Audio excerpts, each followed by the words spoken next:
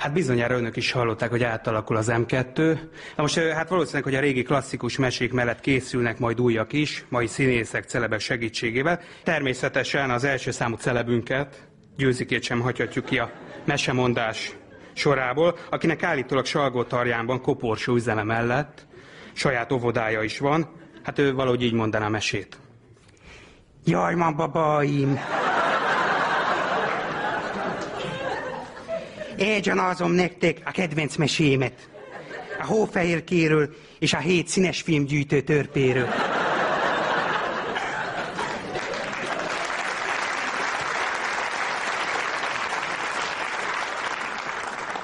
Egyszer volt, hó nem volt.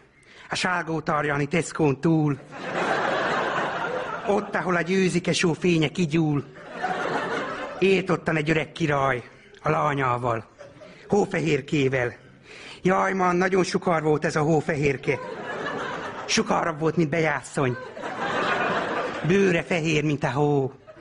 Áca piros posgás, mint a 20 000-esé. De volt ennek a Hófehérkének egy mostohája, aki nagyon nem csípte a búrajat a kis csájénak. Pedig hozta a nézettséget. Volt neki egy ilyen beszélő tükre a Józsefvárosi piacról.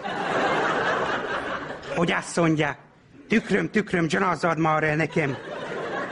Van-e sukarabb csaja nálam-e vidéken? Azt mondta neki, szép vagy, ragadjál meg. No, erre a bánya úgy felmérgelte magát, hogy elhatározta, hogy befácoltassa szegény Hófehérkét. A vadászra bízta, hogy rándbiztassa szegény csájét a devlával. De annak meglágyult az agya. Meg a szíve, amikor megérezte a gádzsi bőre illatát. Azt mondta neki, szeretem a bőröd illatát, fussa a more!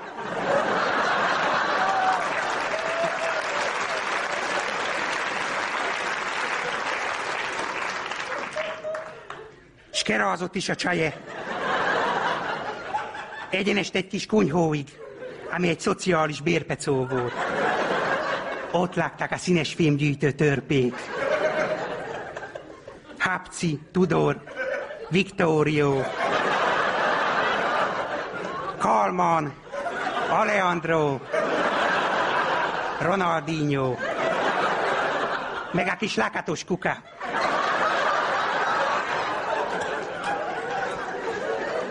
Jaj, dicsák, nagyon szorgos kis törpék voltak ezek.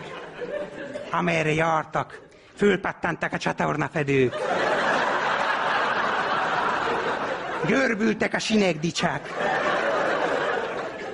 Hazajöttek a törpék, azt rögtön láttak, hogy valaki járt a házban.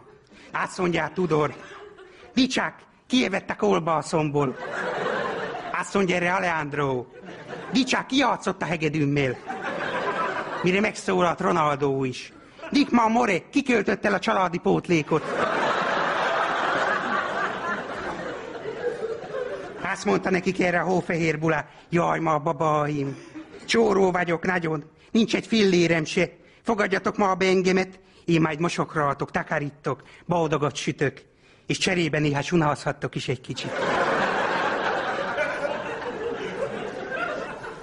Így éltek ők nagy békességben. Még az apek sem tudott róluk. Még nem egyik nap a gonosz mostoha megint illegetni kezdte magát a tükör előtt. Mire a tükör mondta neki, sukar vagyol, de tudjád meg, a Hófehérke sokkal jobb bula nálad. Bemérgelődött a banya, az beöltözött piaci kofának, és meg sem állott a kunyhóig.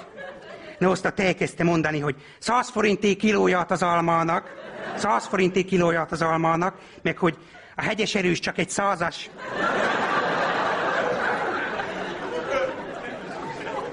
No, Hófehérke vett is az almából, de az, ahogy beleharapott, megakadt a gigáján. Azt beadták kulcsot megőrzésre, Szentpéterhez. Na, hazajöttek a törpék, megláttak halva Hófehérkét. Annyira szomorúak lettek, hogy betették egy ilyen salgótarjáni öblös üvegbe. Egyszer csak arra járt egy nagyon sukar herceg, pont ilyen sukar volt, mint én. Gyönyörű szép sárga, nagy kifeliratú melegítő fősője volt. herceg odament, megbillentette a koporsót, hogy megdighazza. Erre Hófehérke torkalból kijött az álma. Az felébredt. Hát úgy megijedt. Dikma a more fölült a csaje. Kiabalt a Győzike herceg.